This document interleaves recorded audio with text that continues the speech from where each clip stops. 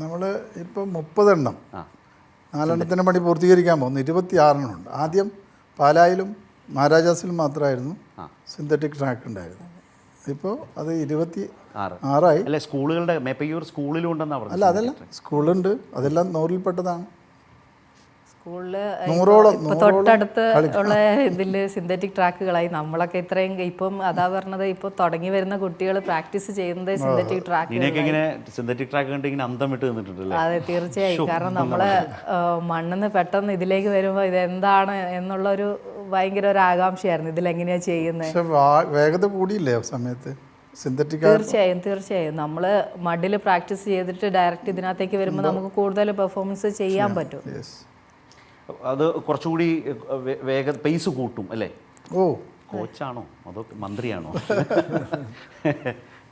അതെ, മിനിസ്റ്റർക്ക് മനസ്സിലായ വ്യത്യാസം എന്തുവാണത്? ഇപ്പോൾ മണൽ അല്ലെങ്കിൽ മഡിൽ വരുമ്പോൾ ഈ നമ്മളെ കുതിപ്പിന് ആ ഒരു മണ്ണ് താഴെ പോകുന്നൊരു സമയമെടുക്കും. അത് ചിലപ്പോൾ സെക്കൻഡുകളാണ്ടാവും.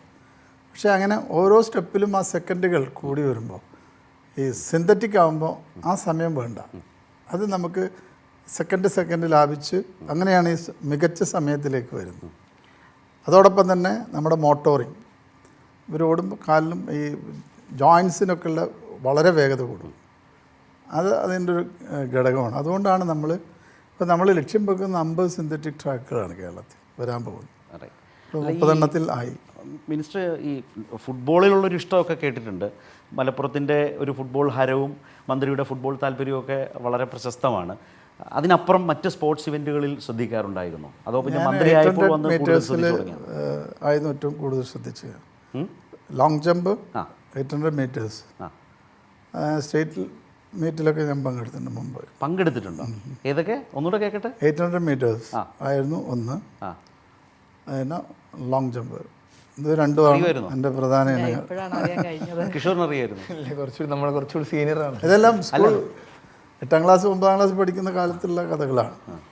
രാഷ്ട്രീയത്തിൽ നല്ല വേഗതയാണെന്ന് കേട്ടിട്ടുണ്ട്. പക്ഷേ അതിന് ബേസായിട്ട് നിന്നത് ശരി. ഈ ലോങ് ജമ്പ് ഏത് കാലത്താണ് ചെയ്തിരുന്നത്? 8ാം ക്ലാസ്സിൽ, 8ാം ക്ലാസ്സിലെല്ലാം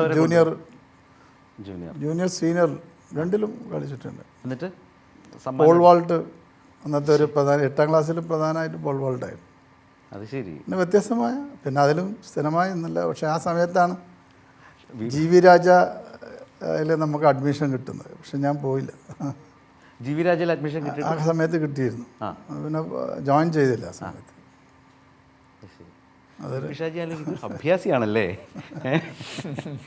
ഇതറിയുമായിരുന്നോ ഈ പിഷാജിക്ക് ഇത്രയ്ക്ക്? ചെറിയ രീതിയിൽ ആ അറിവ് കുറച്ചുകൂടെ കൂടിയോ ഇപ്പോൾ?